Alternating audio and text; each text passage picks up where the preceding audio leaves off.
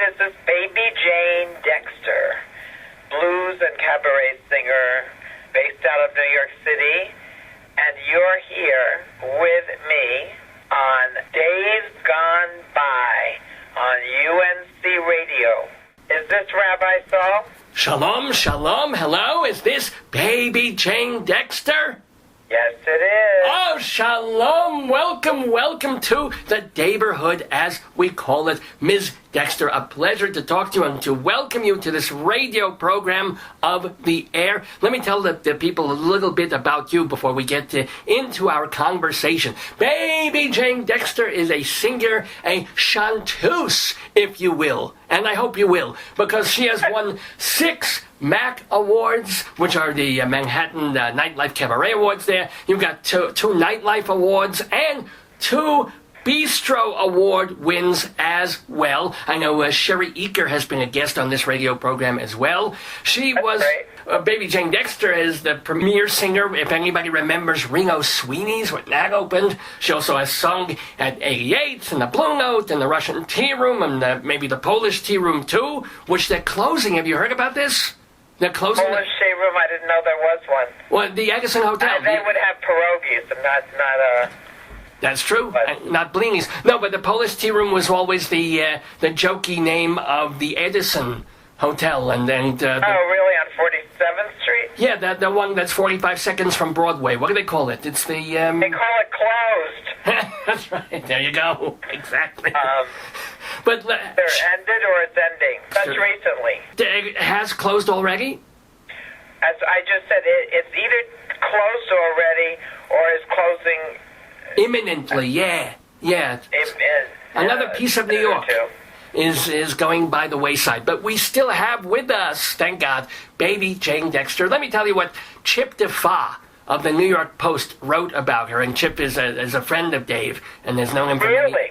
Yes, Dave has known him for before he became a review putter together, when he was actually reviewing cabaret for the New York Post, and now he's making his own musicals and stuff. But absolutely, and he also has a number of books on jazz singers and blues singers. Oh, very good. He's a very talented man, as well, you're not a talented man, you're a talented woman. Quote, I could be in transition. Well, we can talk about that operation in a little bit. If you want to hear songs that haven't been done to death by everyone else, sung by a powerhouse whose belief in her material feels unshakable, savor Baby Jane Dexter, and no less a personage than Stephen Holding of the New York Times said a performance... Very important guy. Yeah, he is. He's one of the, him, Bob Hoagland, who else? Who are the... John Hoagland. John Hoagland, right? Or Bob Harrington, who's been dead since 1992. Well, that's a problem for him. But all these people, you knew these people, you sang for these people. Yes. And Stephen Holding of the New York Times said, and this is a quote, a performance by the cabaret singer Baby Jane Dexter is like a revival meeting without Jesus. Which is my kind of revival meeting, honestly. Yes? That's very, very complimentary. You can hear her music by going to her website, babyjanedexter.com, and most importantly, she is in the midst of a gig at the Metropolitan Room between November 21st and the end of this year, December 27th. Do you want to tell us the exact days and times when people can see you? Yes, let's see. We've just done 2, I don't know who we is. Several yous, yes. Yeah, several yous. The next shows are Friday and Saturday at 7, the day after Thanksgiving and the day after that. And then in December, there are 3 shows. I know that you people, if you're listening, you need to get your pens and your pencils. That's right. And please don't call us you people. We're Jews. But no, I'm kidding. Keep going. Wait a minute, how do you know this? Because I went to someone's Seder and I learned this. And I wanted to be the youngest, so I wanted to be the one that gets the matzah. Oh, very well, but can you do the ch sound? Oh. You're very cute, Sol, Rabbi Sol. Well, you're not so bad yourself. Thank you. Wait, we got to go back to December 2014. believe it's the 20th, and then the 26th and 27th. So for Goyim, after Christmas, you've gotten through the horrible holidays with your families, you can celebrate and do something actually good by going to the Metropolitan Room and seeing Baby Jane Dexter in her new cabaret show called Rules of the Road, Part 3. I assume there were 2 other parts? Yes, sir. So tell us about this new part. Well, it's just that I think that about 2 years ago I came up with Part 1. The rules of the road is just, the rules of the world. How I see Okay. the rules of the world. So it's... But how do the songs you choose relate to your view of the world? Anything that I sing relates to my view of the world. That's what it is. Okay. Do. I mean, it's not just here's some songs or that I think I sound good singing. I never choose a song to show off or to make it like I'm this terrific singer. I choose the song that has the thing that I'm talking about, that I want to say, and how the show, be it any show that I do, particularly the Rules of the Road, Part 1, Part 2, Part 3, I guess we could just keep having parts, Part 4, 5, 6. Anyway, the thing is that sequencing or how the show unfolds is what defines the show. I don't ever describe a song before I sing it because if it's known, why bother singing it? If I do a master class, I tell people don't announce your song you're going to sing if it's a known song, because whoever made that song famous is what's going to go through the audience's head. So I do a lot of songs that oftentimes people don't realize they are the song that they are until they recognize it. I don't I'm going to make a secret out of this. It's just the way I hear it and the way I sing it. Before you frighten people off, I do want to say that you do several songs that people will know quite well. The songs by people like Rodgers and Hammerstein and Randy Newman and Cy Coleman and Peter Allen and Lieber and Stoller. So it's not like you're doing incredible obscurities, but at the same time... No, what I'm saying is that you might hear a song that you know, but you might take you a little while before you realize that is the song you know, because you're hearing my interpretation of it. It's kind of like Bob Dylan in concert for the past 30 years. He gets 3/4 of the way through a song before you realize, oh my God, that's blowing in the wind. Well, maybe not quite the same thing. How long does it take you to put a new cabaret evening together? Okay, it can take a very long time, like at least 6 months. Or a year, because it's something that I think about, and if something comes to me, I want to sing this, and then I build a show around whatever that thought is. Like, since I'm well known as a cabaret singer, but, a lot of people just think the word cabaret is the name of a movie, and it's just it's a venue, a place where people go. It's usually intimate, meaning sexual. 100 or... What? No, I said sexual, but I was joking. That's intimate. Get it? Hope so, you poor thing. But the thing is, however I sing any songs in particular, if it's in a boite, B-O-I-T-E, or it's in a concert hall, or it's by a swamp in Okeechobee, Florida, under a tent. Hey, if it's in Florida, Jews will come, even if it's in a tent. But it has to be early. They have to be home for dinner by 4:30. But still, even in that tent, you could do it. You could do it. I don't get the 4:30.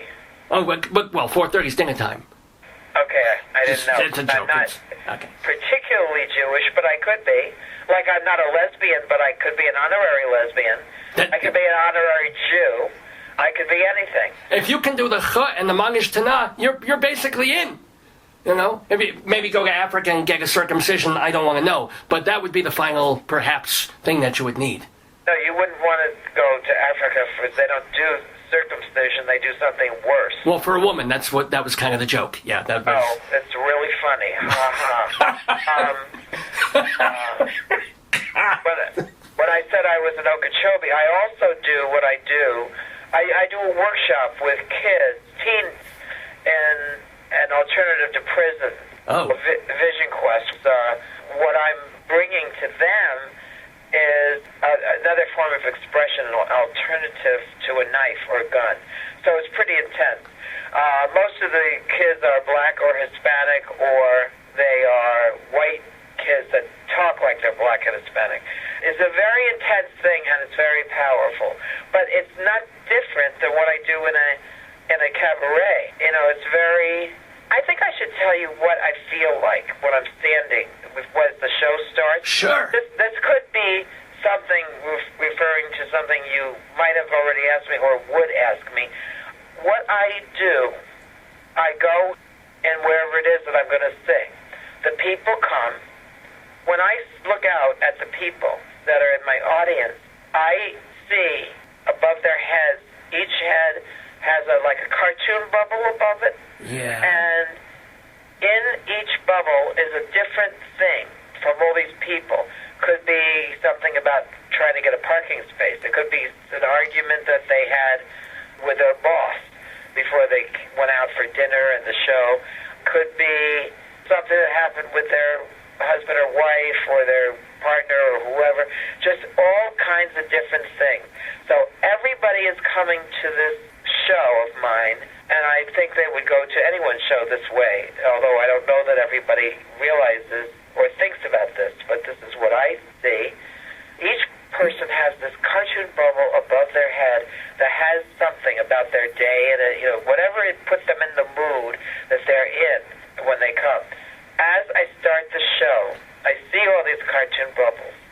As the show progresses, I see these bubbles start to pop, so that by the time the show is over, there are no bubbles anymore. Near the end, there are no bubbles. Everybody is together in what the show is bringing to them. So they've left their thoughts about whatever happened in their day somewhere else, and they're there with me hearing what it is I'm saying in the song. The lyrics are very important. Well, but that is the purpose of every movie, every theatrical performance, is to pop the bubbles that people come in with. They're thinking about this, they're thinking about that. Within, hopefully not by the end of the show, but hopefully within a third of the way, you've got them hooked enough, whatever the thing that they're watching is, that the bubbles popped and they're with whatever's happening in front of them instead. Right. But you talked about Cabaret before. Cabaret, the actual show or the movie. No. I was just made a reference to that people don't know what a cabaret is. No, I know, but I am saying that at the very end of the movie and of the musical, the Joel Grey character, the MC, says, "Where are your troubles now?" On the outside, they're inside. It's ironically used in the film, but it's the same idea. It's like when you came in here, you were worried about the economy in Weimar Germany and the filthy Jews, but now we're all in this cabaret having fun. He's popped the bubble in a manner of speaking. Right. I'm the only one that I believe refers to this way in terms of performance by a singer and what they have to bring to this audience that happens to come to the show. Well, I just know that what I do is very powerful, and that has been revealed to me. Like, who I am and what I do are the same thing, but what I do has been, and the importance of it, and the responsibility of it, has been revealed to me over the years. I mean, it's like even when I was like 14 and was in my religious fellowship, because I was brought up Unitarian, we had a very interesting minister who had guest speakers like Martin Luther King, Whoa. Malcolm X. Now, wait. You went to see these people? You were young enough? They came to speak as guests. And you were there? You saw them speak? Yes. Well, what was it? Put us there. What was it like seeing Martin Luther King? Do you remember anything he said at that particular speech, or Malcolm X? It was important. Okay. I'm friends with his oldest daughter. Whoa. With Malcolm X's oldest daughter. Malcolm X, okay, yeah. But anyway, I wasn't then. I was just a kid. But all these incredible people, we were exposed in our Unitarian fellowship to very interesting people, including my own minister, who was, I aphasia from a stroke. But I did not know that you had. I'm sorry about that, but Well, but anyway, when I just did a concert in San Miguel de Allende in Mexico, Farley Wheelwright is the name of my minister, like who walked with Martin Luther King in Selma, Alabama. The walk. Yeah. And that's how we knew him. Anyway, when I did this year a concert in San Miguel de Allende in Mexico, which is sort of a place where expatriates go and artist colony and stuff. He's down there. He lives there. And I did my concert in the opera house there. It's the same type of thing that I would do in a cabaret. He finally got up at the end of my concert, and I introduced him because he's famous in the city. And he said that he was 96. And Gewalt. I said, "You're lying. You're 97." Oh, no, he said he was 99. I said, "You're lying. You're 97." And, but he told about something that happened when I was a kid in his church or fellowship. Okay, now, the worst thing is to get me off track. What was I talking about before I'm not even, well, we kind of morphed it from the bubbles over people's heads into Martin Luther King and Malcolm X, somehow. Okay, what I was starting to say was that in this Unitarian Fellowship, I sang sometimes. I was like 14. I was talking about when things revealed themselves as to who I was or am.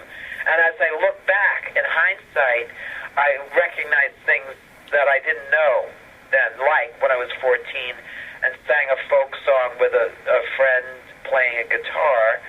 And I remembered this woman coming up to me at the Unitarian Fellowship saying that what I did meant so much to her, it made her feel a certain way. And now, I didn't know what she was talking about.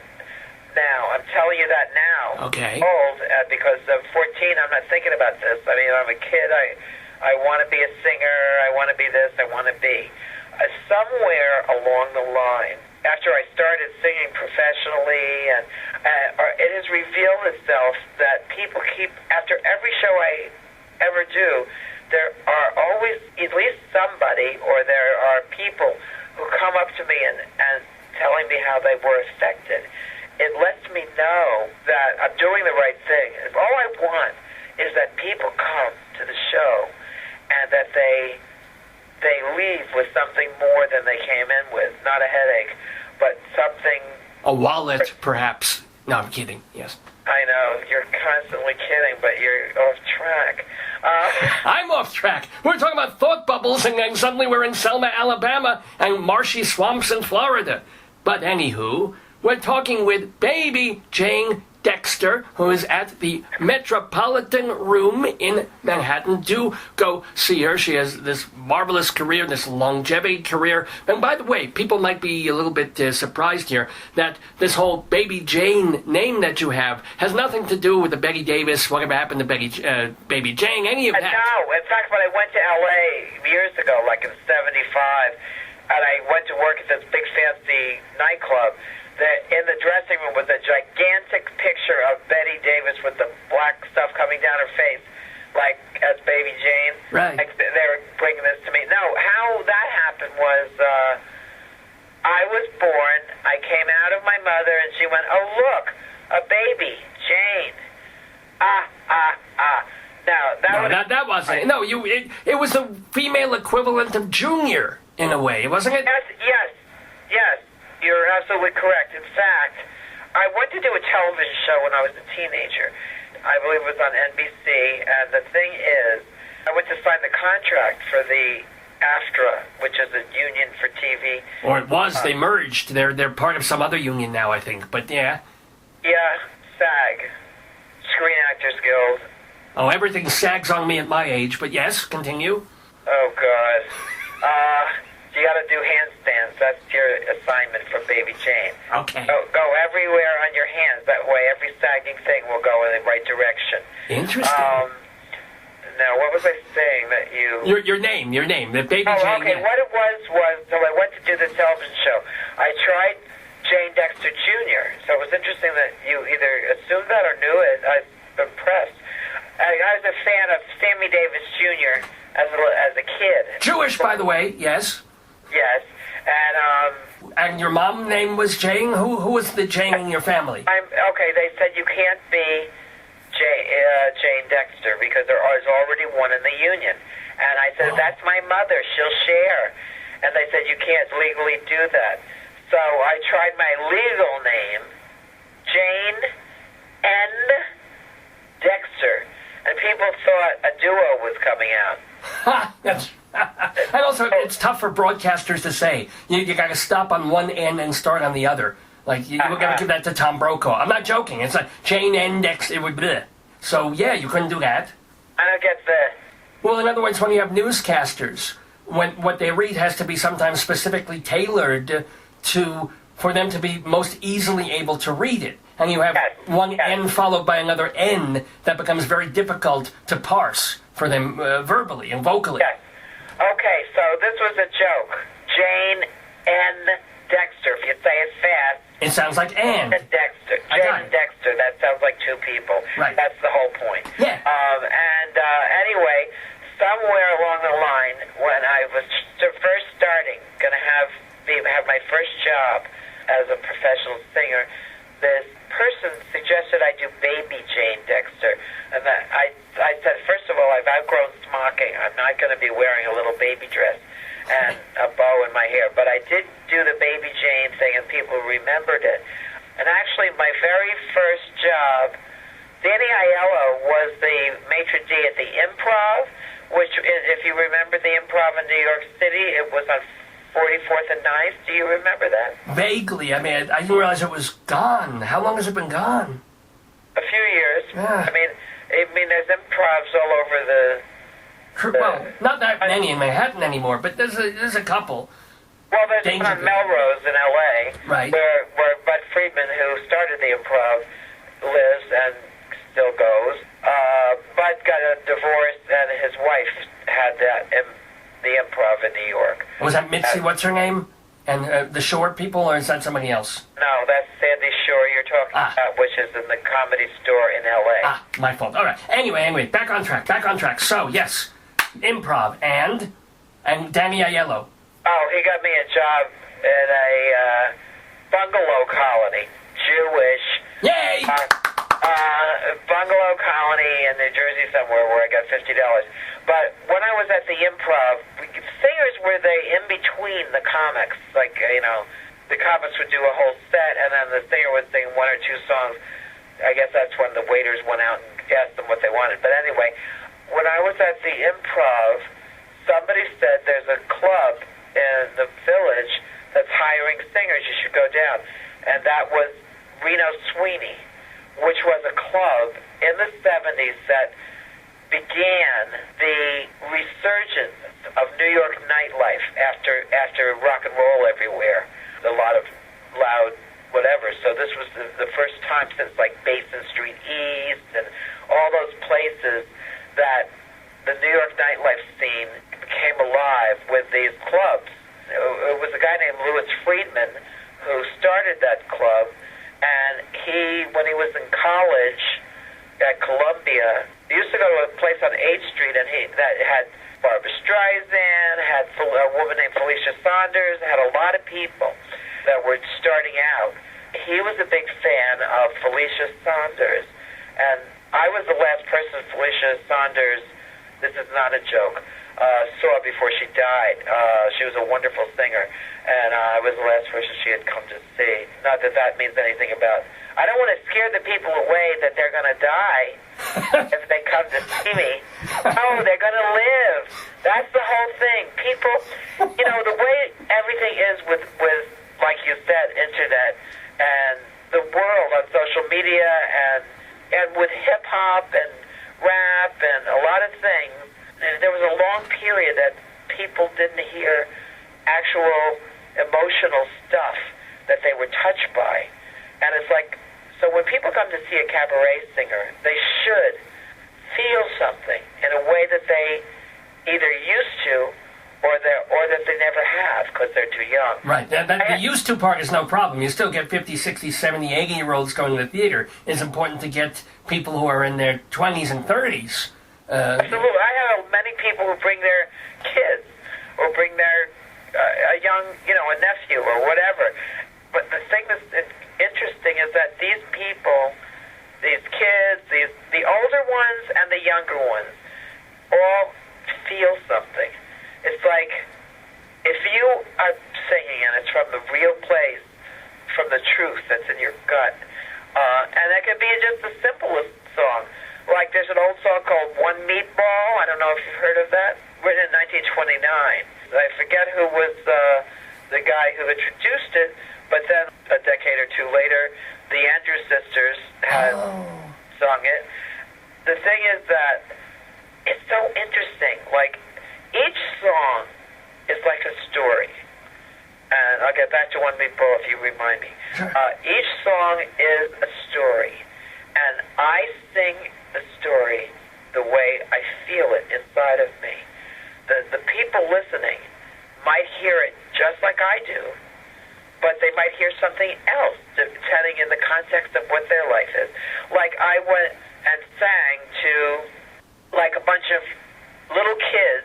I brought them up in the Unitarian Fellowship to sit on where the podium is. And these little kids, they're 5 years old, and I'm explaining in front of the, I don't know what you call the audience. Congregation? Or the, what? What are they called? The people sitting there in church? Congregants, perhaps. Yeah, the what? Congregants. Yes. So I tell the story, like you hear something, it might be just the words that you hear. And it might be funny, or it might be this, or you might hear something else. Because we ended up talking about One Meatball. Look, here, I'll do a little. Please. What? I said please. A little man walked up and down to find an eating place in town. He read the menu through and through to see what 15 cents could do. One meatball, he could afford but one meatball. Now, there's a whole song with a bunch of cute choruses. Like, some people hear it as fun and funny, and they sing along with the One Meatball. But some people also hear about humiliation and poverty, like, because in the song, the waiter says, you get no bread with one meatball. And this guy was hungry that was looking at the menu. He goes in and he eats, and the waiter screams out, you get no bread, and the guy is humiliated. So there's something big and powerful about the song, even though it's a cute song, and there's a lot of fun in it. So, I mean, you could hear anything in a song. Everybody can hear something else. Does that make sense? Oh, absolutely. I mean, you can interpret things in a dozen ways, and you hear a song a certain way when you're 15, and you don't hear it, or you hear it in another way when you're 30, or something like that. Yes. And you also might hear it in a way that you didn't know you could hear it. Well, there's a story that Amy Mann tells. Have you ever heard of Amy Mann from Till Tuesday? The singer-songwriter. And she says that when she was a kid, she would play records with her friend, and they would listen. And there was a song called Alone Again Naturally by Gilbert O'Sullivan. And so that's a pretty little... And her friend says, if you listen to the lyrics, it's this guy who's depressed and suicidal, right? And she had no idea. It didn't occur to her.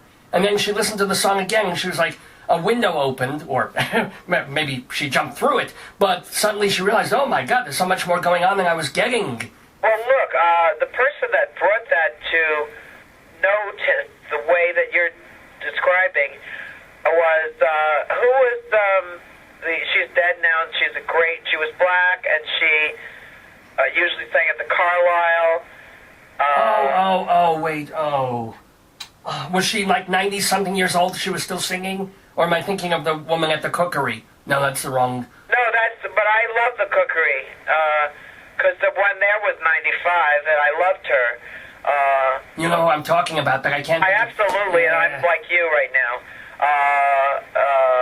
But there were a lot of people that sang at the cookery with very Nellie Lutcher, Helen Humes, but the one you're talking about was the greatest.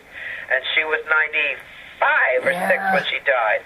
But you're talking about somebody else who was at a different venue, and I'm Black and Dead, which doesn't really narrow it down that much. Wait a minute, she was so famous as, and she purred like a cat.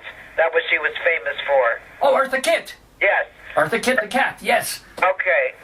Now, I believe it was Eartha Kitt who insulted the wife of one of the presidents to do with her garden and stuff. Would have been Johnson then, probably. Yes. So she was, there was a little interview or something with the two of them, and Eartha Kitt, insulted, or she said something, it was about racism. She was then banned. What happened was she wasn't put on TV, she wasn't anywhere. She went to London and lived there for a certain period of time. When she came back, she sang Alone Again Naturally in a way that was so powerful. Because it didn't have that, bumpy dumpy. It was like, not in a little while, it was a ballad, and it was deep, and you heard it the way you described Amy Mann talking about it. Right. And I remember singing it, and it was shocking. It was so powerful. So, yeah, you can hear all that stuff.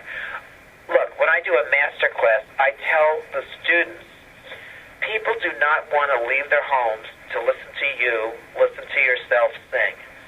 That is not what people want to do. As a singer, and this is what I tell myself, or have told myself and recognize, you have a responsibility to give these people something that they feel, something that they get to take with them, that so many people haven't heard in years because the music has been different. A lot of people, like I remember singing at a club called 88th in New York about 20 years ago, and some people brought people to see me, and somebody brought a person who was a conductor from classical music, and who didn't like singers particularly, and didn't care, but he went with his friend and happened to be brought to see me. Afterwards, he told me that he had never paid attention before to the lyric because he was always in the music, but that was what he got from his experience with me. Hearing things like that from various people lets me know what my job is, lets me know it's not about me being a singer and having people be excited about me.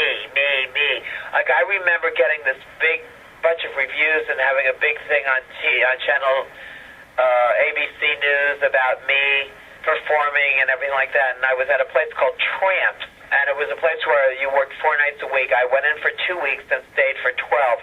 Now, the thing is, I remember, because of the TV, the place was packed. And they're all waiting I was standing at the back of the room, and waiting to go on. I'm sure you've heard this from actors and a lot of people that you have interviewed and things that you recognize and know yourself. I was totally afraid that I was sitting there, how am I ever going to live up to what people have said about me? And I think that's a common thing that happens to performers or singers, that if people write good things about them, it's like they get the compliments, they get the this and that, and then they have to be that for the people. Right. And I have been a singer and stopped for 10 years, got married, had depression, had lost my hair from a disease, all this stuff. When I came back to singing, it was through my friend who I helped take care of named Vito Russo, a film authority and an AIDS activist, and Common Thread, Stories of the Quilt, that won an Academy Award for Best Documentary. He was one of the subjects. Anyway. But he was not your husband. He was just a gay friend, right? He was a fan. I met him. He did my first interview. Oh, my goodness. In 1973. Wow. I mean, he became, I became one of his care people when he died. And he was a very famous in a certain way, and the mayor came to see him. He was a big deal, and he was a big Baby Jane fan, and huge. And we used to, when he would be in L.A. or some part of the country doing a panel on film, I would arrange to have a gig in that same city, and that way we could be, I could go hear him talk on his panel, and he could come see me sing, and or hear me sing. And I remember I had not been singing for 10 years during the 80s, and I remember Vito was dying, and he said, I went to his apartment to help him with his pentamidine drip and, all the stuff, medicine and stuff. Sure. And I brought a cassette player with me and with an accompaniment on it, and I told him that I was going to sing for him there that way, because he kept saying, when am I ever going to hear you sing again, because I had stopped doing the thing that I was supposed to do. And I arranged to have do a afternoon show for a few weeks at like a Sunday brunch thing at 88th in New York City, so that he would be able to come and see me sing. Because when I was going to sing to him at his house, his apartment, he said, I don't know, that's not what I want. I want to hear you, I want to see you sing to people. And he said, what you do is affect people through your singing. That's what you do. And if you're not doing it, then you're not doing who you are.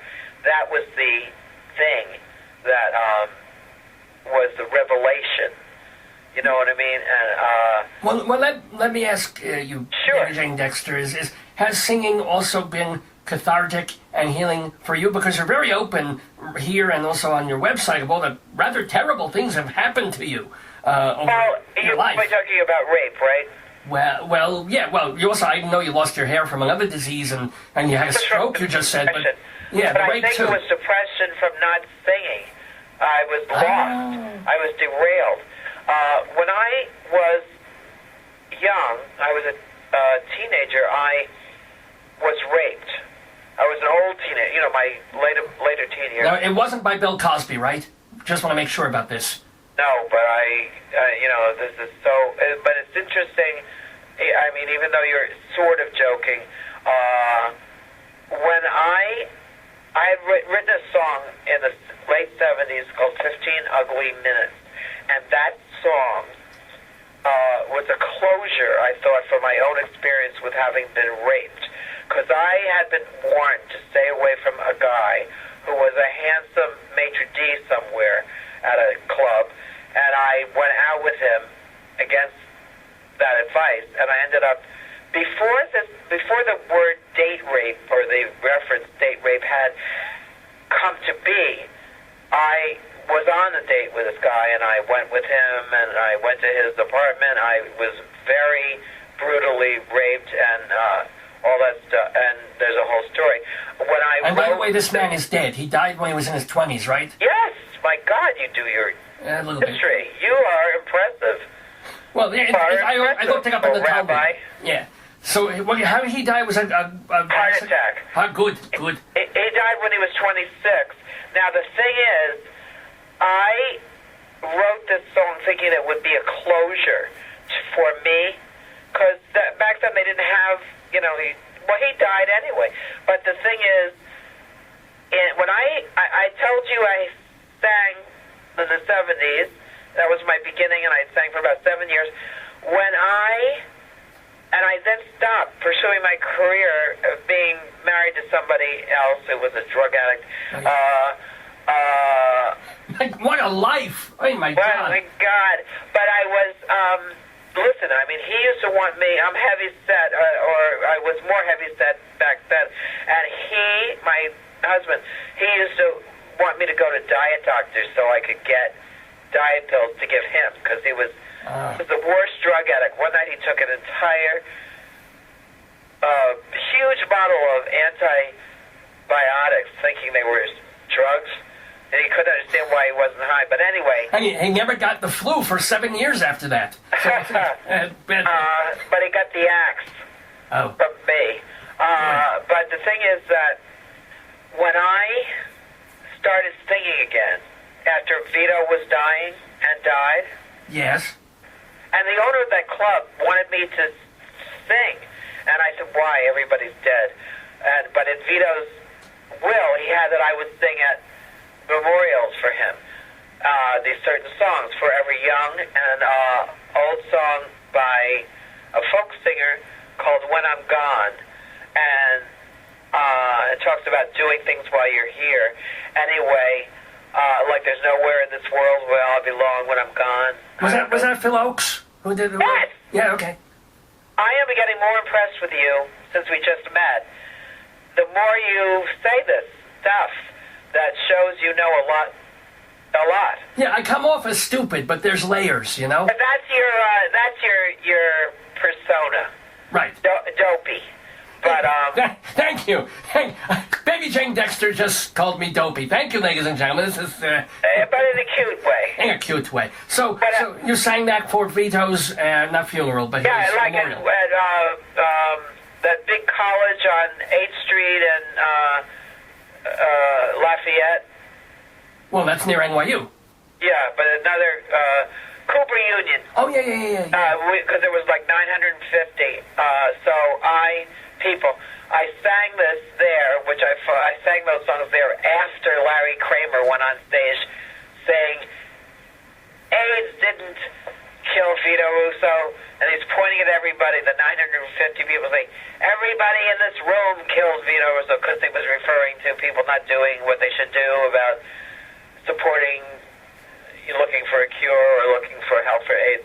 And acting up and all that, yes. Right. I then also, Vito's lawyer, an agent, really his agent, they sent me to L.A., where Craig Zaden, who's the famous producer of He's doing that Peter Pan, isn't he, with Neil Marin now? Yes, exactly. I know my stuff. Yes, continue. Very impressive. Thank you. I keep saying the same thing. It sounds like I'm just on my knees. Well, it's better than calling me dopey over and over. Impressive, I like. Okay, good. All right, but the thing is that, so Neil and Craig had this big thing for all these people in L.A., and I sang there, and then I sang at the Castro Theater in San Francisco, the same song. So it was like a little tour of... And it's like Vito, all he wanted was me to sing for people, so that was his way. I mean, he put it in his will, so he forced me to do what he wanted me to do, if you will. And so when I came back to New York, I called the guy that owned that little club and told him I was ready to sing. And I started singing there at 88. And ended up, a lot of people came to see me. They did articles about me. A lot of people who knew me from years ago who were still alive wrote that I was back, and they wrote about me as people came to see me. Chip Jaffa, for example, Bob Harrington. People there was somebody from the New York Times, Gary Giddens from the Village Voice, so it caused a little bit of a stir in a what seems like a small category of showbiz, which I have since learned is huge because of what you can do for the people who are there in the audience, what you can give them. I mean, I have chills thinking about what the audience teaches me by letting me know I'm doing the right thing because it affects them. So back to Vito, that's when I started over. I started over again in New York 10 years after I had stopped pursuing my career, even though I did an occasional show somewhere in the country to try to start over again, but I didn't. So I started over again like in 91 after Vito died. At the end of 90, and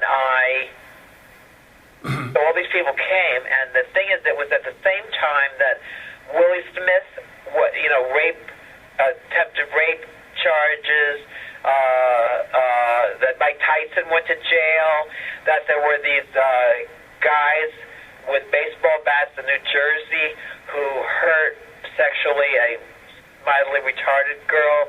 There was kids in high school in California, Lakewood, I think, or was the name of the high school or the town, who got points for what they did to girls. Does this ring a bell in a sense? A lot of these things. Like they were all happening at the same time. 15 Ugly Minutes, the song I thought I would write that would be the closure to my experience of being raped, never was. And what happened was when now all these things about rape and sexual violence was happening, I went back and started singing that song again. And it was amazing. I mean, people wrote about it everywhere. I fought for it to be on my first album.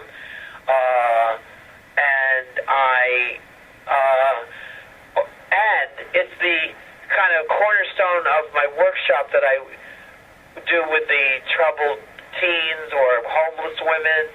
You know, I sing that song, and I sing another couple of songs I wrote. One is funny, and one is, but they're all related to sexual violence. And then I sing other things that are like from my, like. I have to ask, what is a funny sexual violence song? Well, it's all right. I'm going to sing it to you right now. Okay. Yes. Okay. It's called Chicky, Chicky, Chicky. I would sing 15 Ugly Minutes.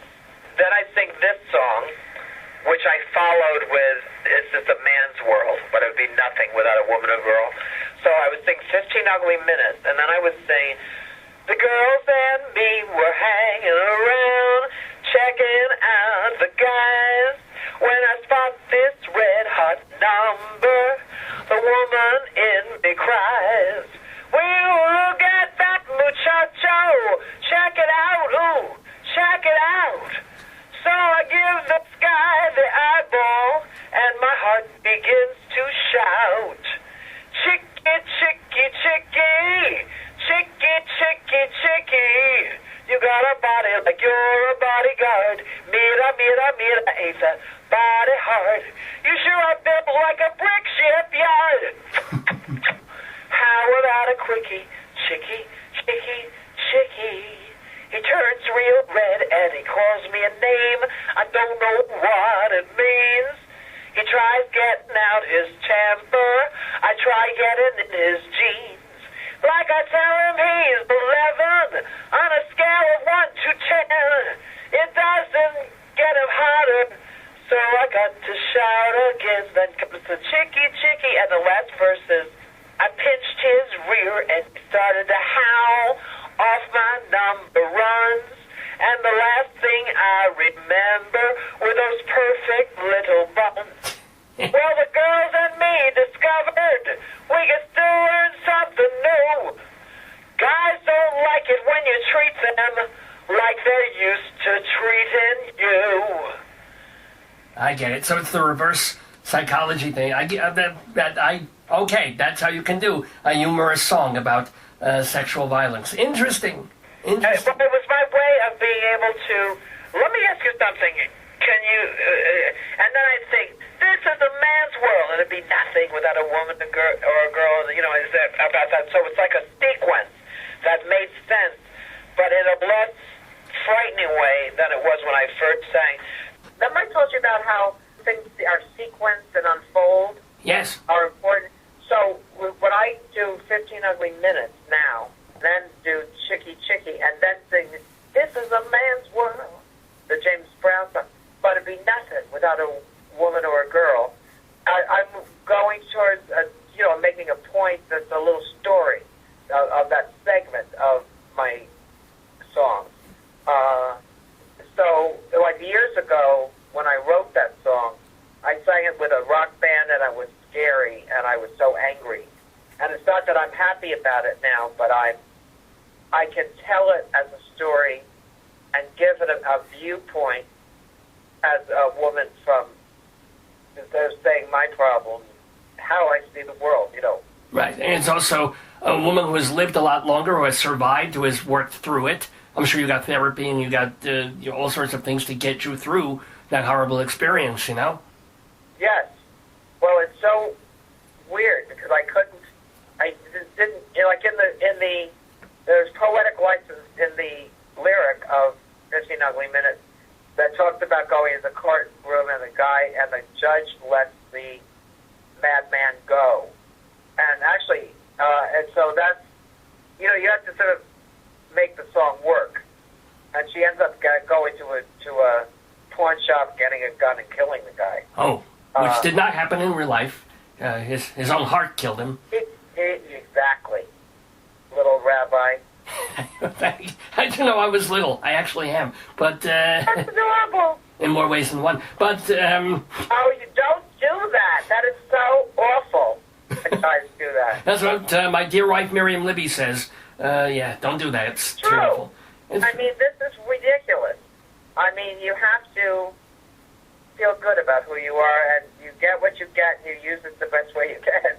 Oh, I do. Oh, please. You sang that song, Chicky, Chicky, Chicky. Let me tell you, even now, I can't walk past a construction site without the guys catcalling. They want to pull my pigtails. They want to touch my hat. It's humiliating. I just got that je ne sais quoi, they say. That's not the word they use. Now. Well, we're talking with Baby Jane Dexter. I wanted to ask you, first of all, I did not know that you had, I guess, a fairly recent stroke. How are you? I'll tell you something, Rabbi Sol Solomon. I feel very good. You notice at first I'm apprehensive, you know what I mean? And then when I get to feel I know the person or I'm comfortable with them, I feel very close to them. That's how can you tell? Well, yeah, because this interview started, like the first 20 minutes, I'm like, oh my God, what am I getting myself into? And now I'm like, yes, And then, and I'm there going, what have I gotten myself into? But the thing is, because I wasn't sure about what was going on, it doesn't matter because it came to be a good thing. What was that question anyway? I don't even know what the hell the question was now. It was, Yes, you do. Yes. Oh, yes, and little things, and your wife. Oh, well, yeah, that's just, Libby. And then we moved on from that. I asked you something else. Well, let me ask you something else, even else. I can know, you... Wait, Sal. Yes. Rabbi Sol. I just, the thing is that I don't want to, you, everything in your life, every mistake, it has something to do, you asked me how, yes. Oh, how are you feeling? You're the stroke and everything else. Yes, how are you? I'm pretty good, except I fell down last week and I crashed on my face in the store and metal went in my eye and they took me to Bellevue and saved my eye and all that stuff. But I had a big stroke years and years ago and became paralyzed and all that stuff. But that's many years ago, like 40 years ago. I mean, then I... Wait a minute, you had a stroke in your how old were you? At teens. Yes. And the thing is that late teens. But the thing is that they didn't even have CAT scans, let alone MRIs back then, and it was so unusual that they thought it was psychosomatic. Oh God, really? Ridiculous. Yes, but if you saw an MRI of my head, you would die because it's like that's all that's missing. A third of my brain is atrophied and washed out in the blood. But I've had a lot of small strokes over these years, and you know how I can't think of the word sometimes, but it's just common in people? Aphasia, yeah. Oh, yeah, that's exactly what I have. I have aphasia. See, there you are, showing another smart thing. People used to say, like, Bob Harrington once wrote about me when I started singing again in the beginning of the 90s. He said, Baby Jane brings disorganized thought and stream of consciousness to an art form. But because I would just be all over the place, jumping around and then asking the audience, what is this thing? Because I can't think of it. And it was literally because you couldn't. Oh wow, it wasn't an affectation. But wow. But I never knew. I just what it was going to say was that when you have things like afflictions or whatever they are, something wrong with you. Like I always make a joke that when I was a kid, they didn't have ADD or ADHD. They had get in the hall so you can learn to pay attention. Right. True. But but I have all those things, and I just didn't know it. Well, nobody knew it. back then, no, certainly not. Like, there's so many. In fact, you mentioned that folk singer that wrote When I'm Gone. Phil Oakes, yes. Well, I was thinking about him, how they didn't have things like Prozac and all that stuff. I wonder if he had had medication that was the proper kind of thing, that he wouldn't have killed himself. You could, well, then again, you could say that about Robin Williams, and he could have his pick. Sometimes, nothing helps. No, but Robin Williams, that is so deep and so serious and so important and crushing, and I guess the only way to see the goodness is to understand, like, when he was on the cover of Time magazine, I took it, or maybe it was a open picture that framed the picture because I loved him so much. He meant so much to me as an actor and was so talented, just like most people. But knowing that he was suffering in a way, it helps to teach people. I don't think that it would have been that he had to find another way.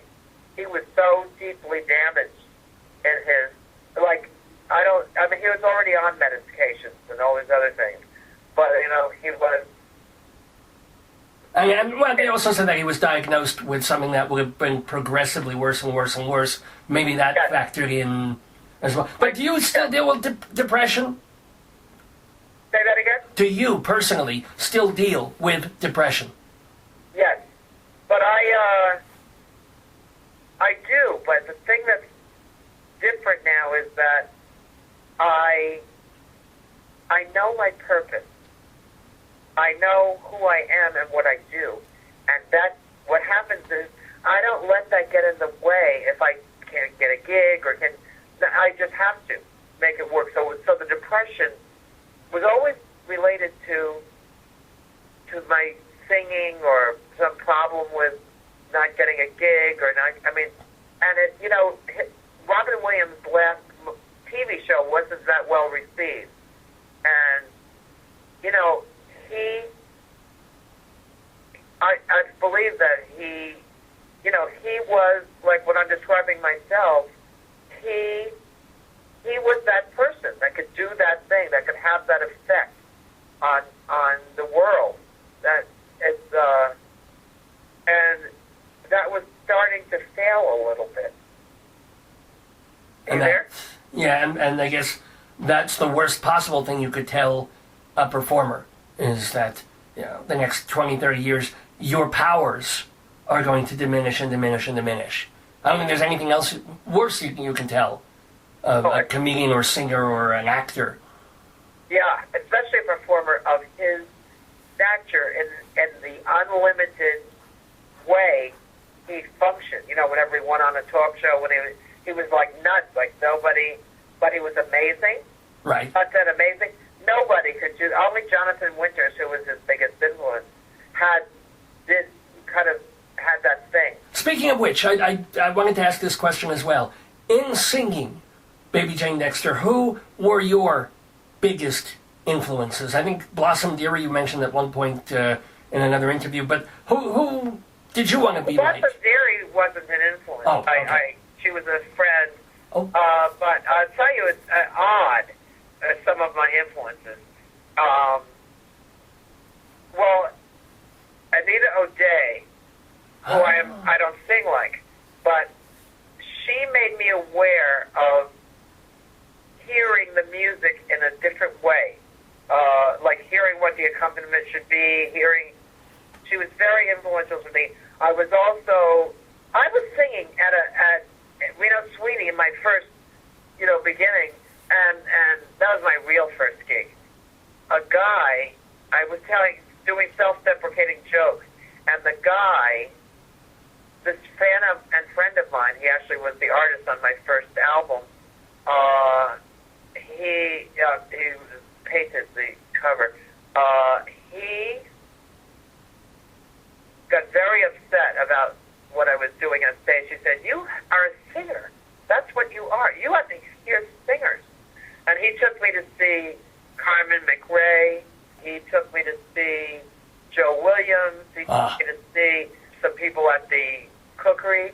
He Alberta Hunter. I just thought of the name, Alberta Hunter. Yes! Mazel tov. Oh, I knew it was out there somewhere. Okay. He took me to see Sarah Vaughan, who I later was his best friend, and I became friends with her.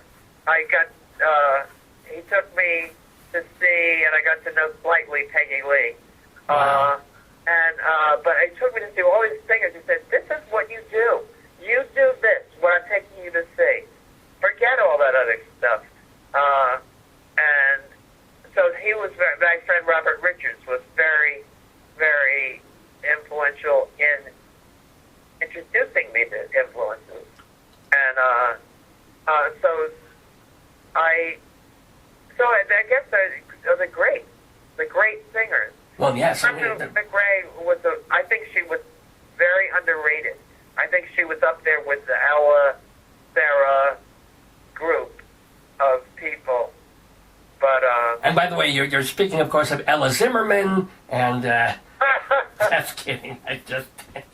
You're a riot. Thank you so much, and it is so delightful talking with Baby Jane Dexter. Let's remind everybody one more time that if they want to see a master of the form sing, you can, in front of you, live in a cabaret situation. She's going to be at the Metropolitan Room. She's already been a couple of times. She's playing the weekend just after Thanksgiving, like the 24th. Is it the 20... no, sorry, the 28th.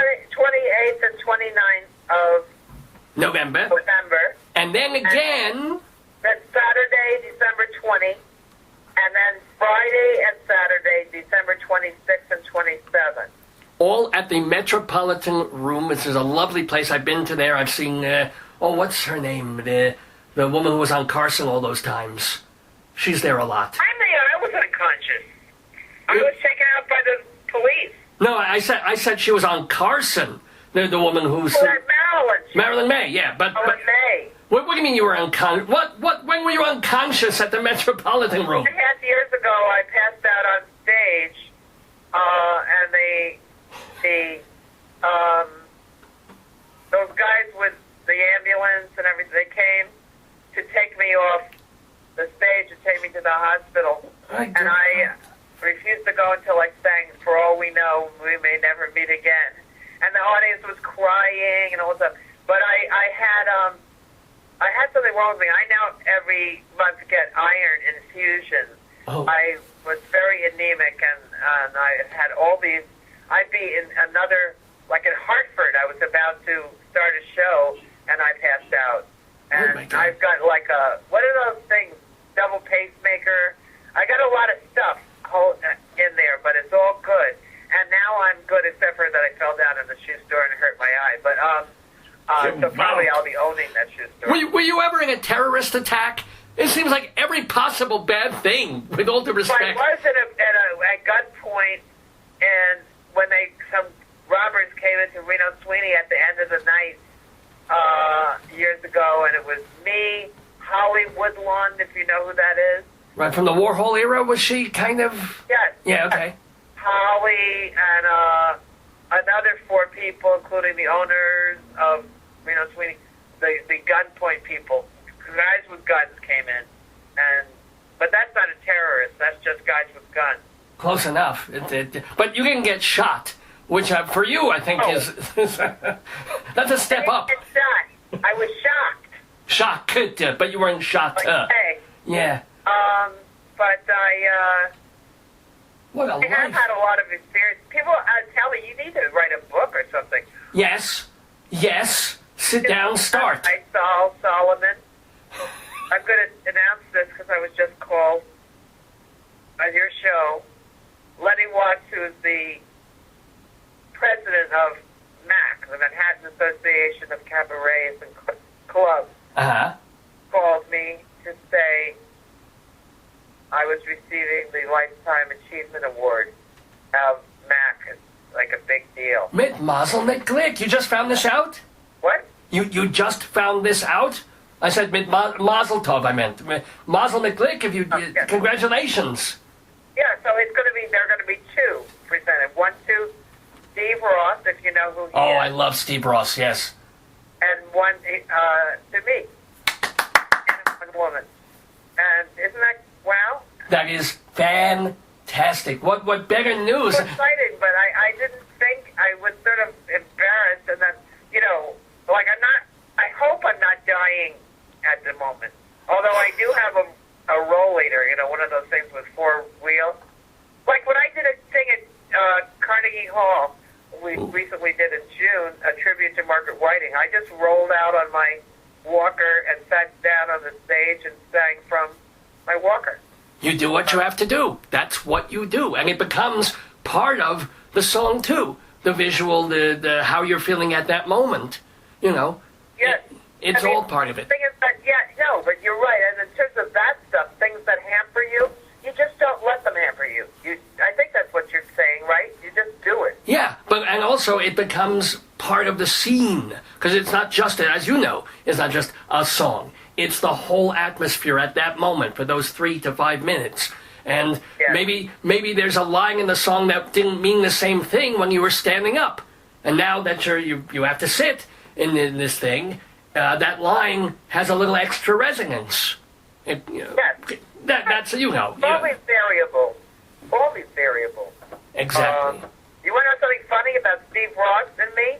By all means. Years and years again, he was my first piano player, rehearsal pianist. Oh my gosh. Steve Ross, for people who don't know, he does shows about Cole Porter, and he's a very dapper, elegant kind of a performer. Absolutely. Fred Astaire, the whole thing. I mean, that's his thing, doing those incredible shows about a particular person. But isn't that funny? He does it superbly, and your piano player when you first started out. Well, can I ask you, last question, because we do have to go, but last question for the wonderful Baby Jane Dexter is, what is the most recently composed song that you do either in your act or on a CD? Like how recent is the most recent number? You mean that I've written? Oh, or you could have written, or it could be... No, the most recent, the newest song, I'd say that I'm singing is Stay With Me. Do you know that song? It's a huge hit around the world. Stay With Me? Yes. Hum a few bars. I'll let you know. All right, yes, it's true. I'm not good at a one-night stand. This is love. I need a man. I'm trying to think. Will you stay with me? It's by Matt, who just won some big award on the American Music Awards. It's a number one hit around the world. Oh, okay. My musical taste, as you know, dips back into the 1960s. But after even 1997, I'm pretty foggy. I don't remember. Oh, you know what? What? I did a song. This will go back to you. This is an example of what people maybe not expect. Because I heard it in a different way, and the subject in what it's by the Monkees. Oh. I'm a Believer. Well, it's a Neil Diamond song, actually, yeah? Yes, Neil Diamond. But I mean, I sang it in a way that I was singing about love and about, everything's about love. I thought love was only true in fairy tales, meant for someone else, but not for me. Love was out to get me. That's the way it seems. Disappointment haunted all my dreams. Then I'm about to make it higher. Then I saw your face. Now I'm a believer. Not a trace of doubt in my mind. I'm in love. I'm a believer. I couldn't leave you if I tried. And it went into in this world of ordinary people, extraordinary people, I'm glad there was you. So what I mean is, like, I heard this in the way that I heard it and put it together that way. I mean, it's lovely. It's just, and again, you take a song that was a bouncy, catchy hit for the Monkees and then from Neil Diamond back in a certain era, and you give it the special feel that you want to, and people can take what they want from it in all different ways. Exactly. Yeah. Well, ladies and gentlemen, I am a believer in Baby Jane Dexter, and I just. But you, ladies and gentlemen, I'm a little believing in Rabbi Sol Solomon. I'll have you converted from Unitarian yet. You'll be Jewish soon, I'm telling you. But find out more about her Jewish. at babyjanedexter.com. You can also buy her CDs there, and of course, catch her at the Metropolitan Room at a few different dates from now until towards the end of December. Baby Jane Dexter, I just want to thank you so much. It's been really wild and fun and delightful talking with you. An honor. Thank you so much. I am thrilled. I didn't know this was going to be such a deep interview and all this other stuff. Well, I have depth. That's I don't have much, but I've got depth. and a joy. Thank you. Shalom to you.